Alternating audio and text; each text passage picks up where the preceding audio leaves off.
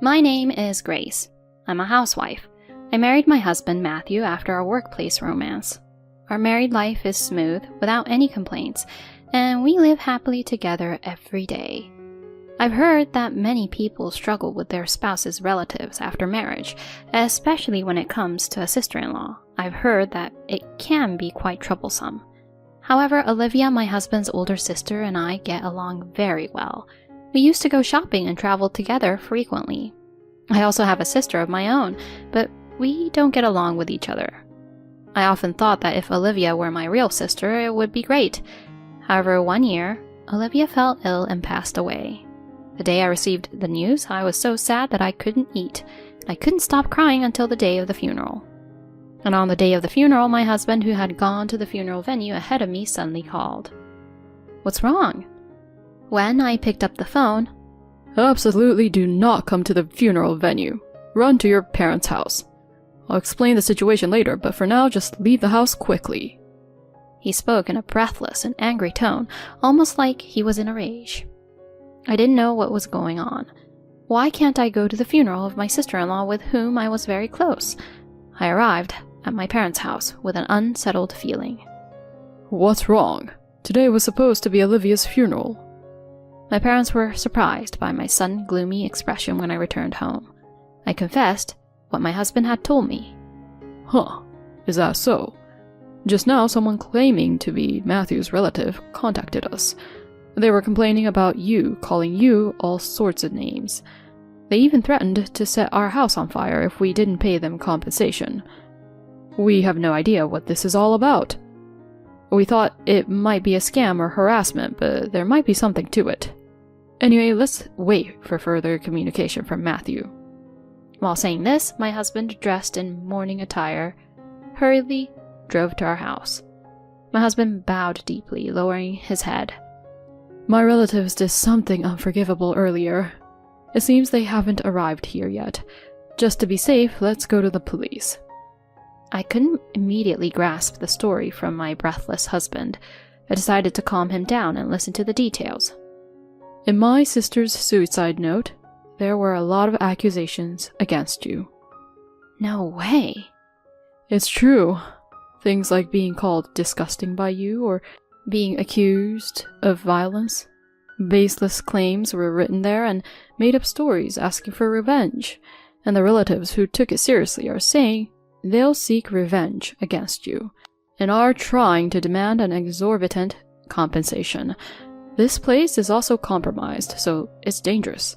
Let's go to the police immediately." He confessed this with a pale face. I was in shock and collapsed at the entrance. With my mother's support, I managed to regain some composure. My sister-in-law talking about me? There's no way that could be true.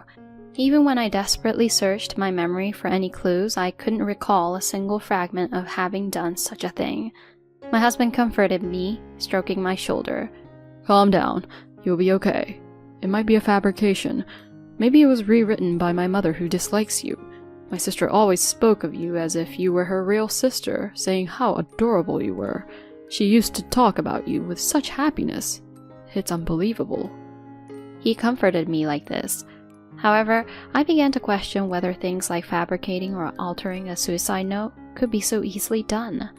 Even with my limited knowledge of the law, I quickly understood that tampering with such written documents would result in immediate legal consequences. "Anyway, if there was a phone call, relatives might come here." Feeling pressured, I left my parents' house. When I arrived at the police station, they immediately wanted to hear the details.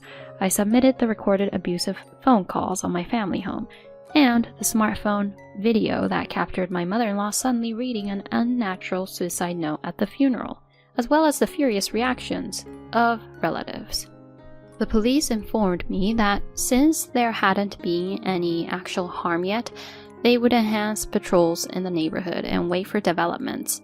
Still, the fact that we had consulted in advance, knowing it could work in our favor if something were to happen in the future, gave me some reassurance. However, shortly after returning home to my family's house, something happened that shattered that feeling of security. When my husband parked the car and got out, there was a commotion at the front door. I approached it, cautiously, wondering what could be the matter. Here I found my sister, her cheek reddened from being hit. "It's all your fault." There were the angry shouts of unfamiliar middle-aged men and women. On the ground, my father's beloved golf club lay broken, and fragments of vases and ornaments were scattered around. It was likely that while we were discussing the matter with the police, my husband's relatives had unexpectedly stormed my family's house. Hey everyone! My wife really hasn't done anything. And hurting my wife's sister? I'm calling the police. In a fit of anger, my husband called the police. At his words, it was evident that the individuals who seemed to be uncles and aunts momentarily hesitated. "Oh, sister?" The two of them standing next to my husband finally seemed to realize that I, Grace herself, was there. It appeared they had come to the realization that it was my sister they had harmed. They seemed to have finally recognized their mistake. She's a vindictive woman, just as the suicide note suggests, preparing a doppelganger. How could you bully Olivia, whom we've cherished since childhood? "It's because of you that she suffered mentally and her illness progressed." And they continued to blame me, trying to approach me once again with a golf club in hand. However, realizing the seriousness of the violence towards my sister and the sound of things being destroyed at the front door, my father rushed in and grabbed his uncle's hand, shouting at him. Not content with just making rude phone calls, how dare you raise your hand to my eldest daughter?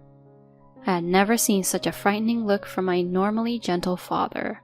I couldn't help but shudder at the sight of him. My aunt and uncle were not convinced, and my father and them had a long struggle. Eventually, the police arrived. They put me in a police car for questioning. Grace, are you okay? I was in a state of shock due to everything that had happened, but my father's words snapped me back to reality.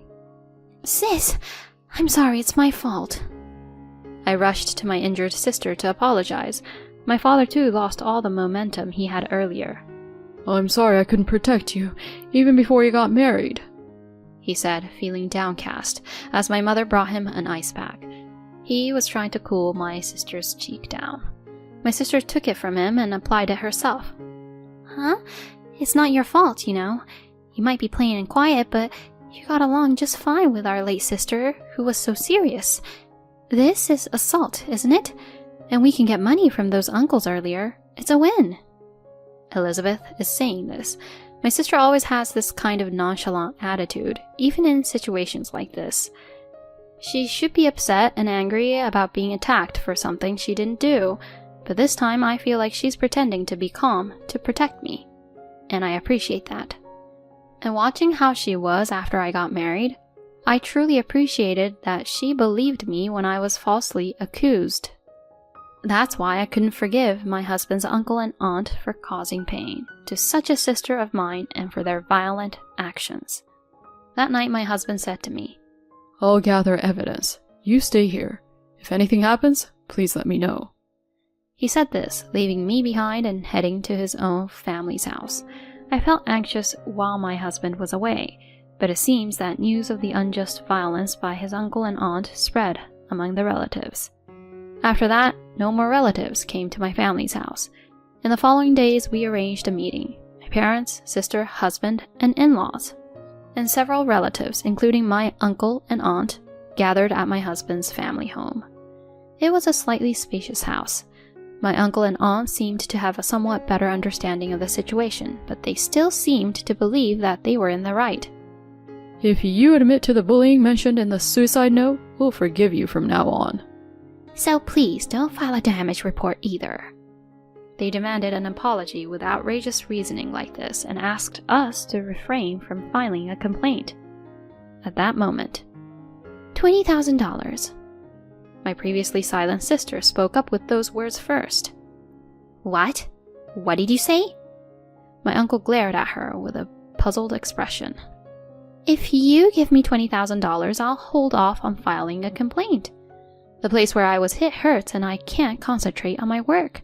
Plus, you need to compensate for the golf club and ornaments you broke. Hand over $20,000. My sister casually uttered those words while using her smartphone. My uncle's face turned bright red. What did you say? Is there such a ridiculous story just because she slapped someone once? How audacious. If a sister is a sister, then an older sister is an older sister. They berated in such a manner. To top it off, they turned to my parents and said, Raising such shameless sisters. Don't you feel ashamed as parents? They vented their frustration. My mother was calm, but firm. With all due respect, both sisters are adults. They should be expressing their opinions as individuals, not as children. Isn't it natural to respond to a rude person with rudeness?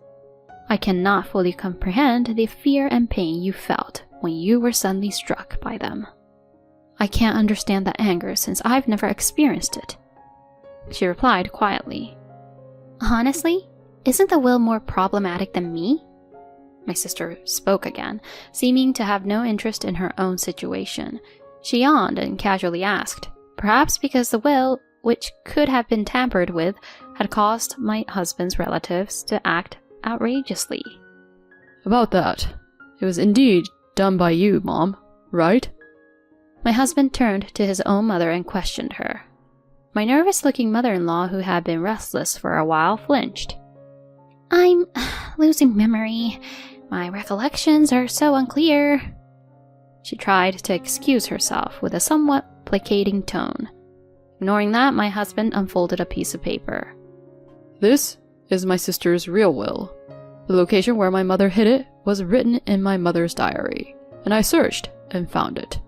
Someone fabricated a will full of lies, making it sound real and fooled our relatives. Who's the fool here?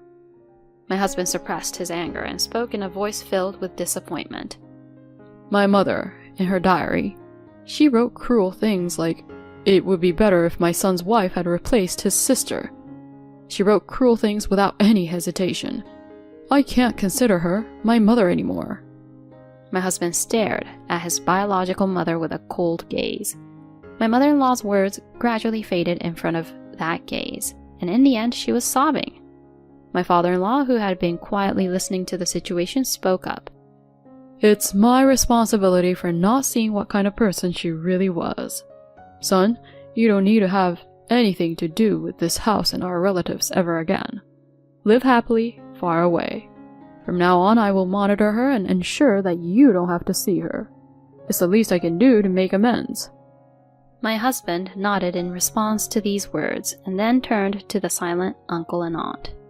Please, go ahead and pay the $20,000 that were offered earlier. Otherwise, I will indeed file a police report with all the evidence we have. I would prefer that, but it seems to be your preference. My aunt and uncle shook their shoulders and glared at my sister. $20,000 to such an ill-mannered girl. Yay! I can buy bags from Louis Vuitton and Callaway golf clubs. Lucky! My sister had a triumphant expression, grinning broadly. Although I disliked some aspects of my sister's personality, this time I felt that her happiness wasn't just innocent joy.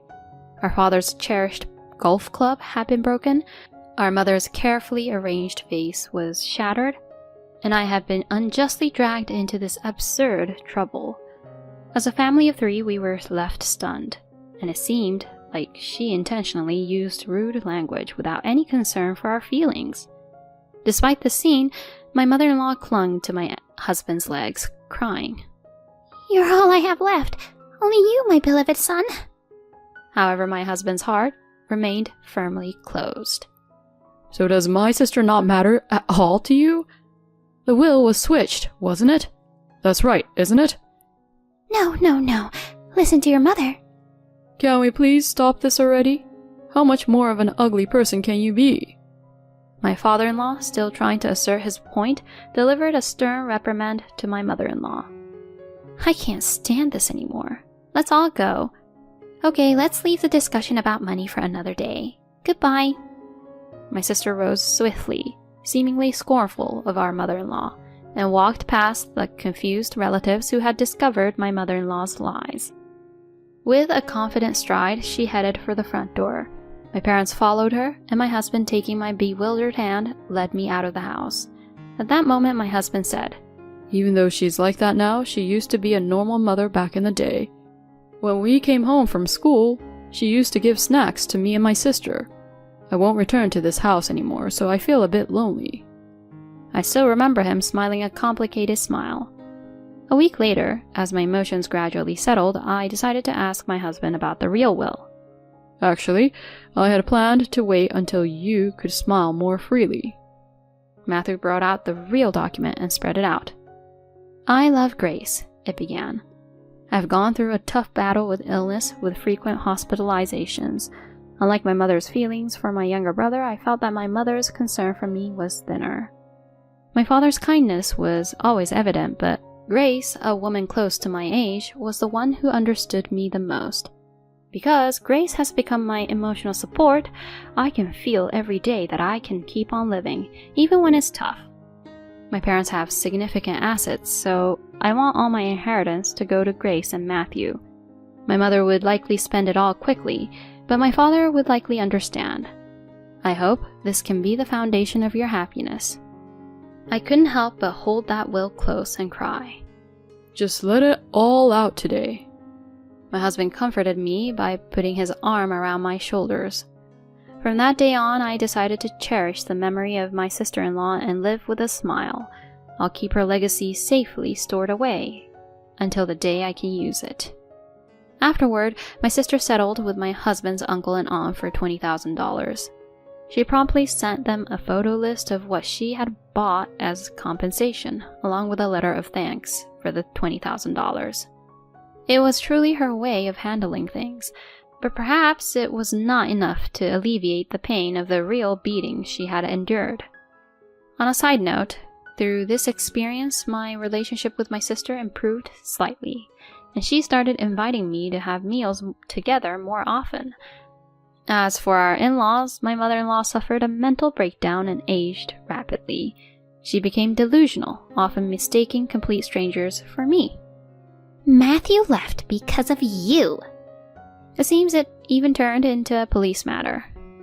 Despite it being her first offense and her mental state being taken into consideration, my mother-in-law was widely known as a dangerous individual. Despite this, my father-in-law did not abandon her as he had promised, and is taking care of her.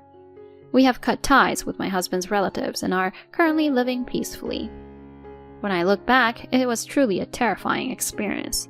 I do feel sorry for my father-in-law who knew nothing about it, but I still cannot forgive the fact that my mother-in-law trampled on her own daughter's feelings. For the sake of the older sister who prayed for us to live happily, my husband and I aspire to lead a long life together, taking it slowly and peacefully.